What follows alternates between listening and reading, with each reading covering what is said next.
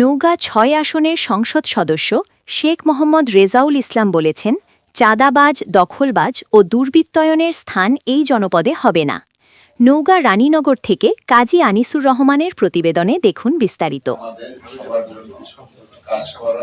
নওগাঁ ৬ আসনের সংসদ সদস্য শেখ মোহাম্মদ রেজাউল ইসলাম বলেছেন, রানীনগর আত্রাই কোনো দখলবাজ, চাঁদাবাজ ও দুর্বৃত্তায়নের স্থান হবে না।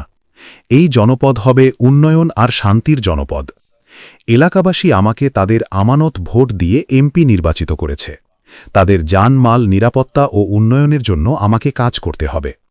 এক্ষেত্রে কোনো রাজনৈতিক দুর্বৃত্তায়ন সহ্য করা হবে না।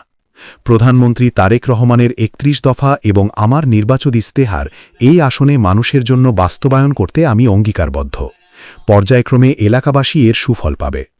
যথাযথ উন্নয়ন করতে গিয়ে কোনো বিশেষ শক্তির কাছে মাথা নত করব না। সকল সমস্যাকে সামনে রেখে সবার সহযোগিতা নিয়ে উন্নয়নের ধারাবাহিকতা রক্ষা করে রানীনগর আত্রাই ২ উপজেলায় কাজ করে যাব। তিনি মঙ্গলবার সন্ধ্যায় স্থানীয় হলরুমে রানীনগর উপজেলা প্রশাসনের আয়োজনে মাসিক সাধারণ ও মতবিনিময় সভায় প্রধান অতিথির বক্তব্যে তিনি একথা বলেন। উপজেলা নির্বাহীর অফিসার রাকিবুল হাসানের সভাপতিতে অনুষ্ঠিত সভায় অন্যদের মধ্যে বক্তব্য রাখেন সহকারী কমিশনার ভূমি নাবিলা ইয়াসমি, রানীনগর থানার officer in charge Abdul Latif, senior মৎস্য কর্মকর্তা পলাশ দেবনাথ, উপজেলা বিএনপির সভাপতি এছাওক আলী, সাধারণ সম্পাদক মোশাররফ হোসেন প্রমুখ। পরে প্রশাসনের আয়োজনে ইফতার মাহফিলে যোগ দেন তিনি। সেখানে দেশ ও জাতির কল্যাণে বিশেষ মোনাজাত করা হয়।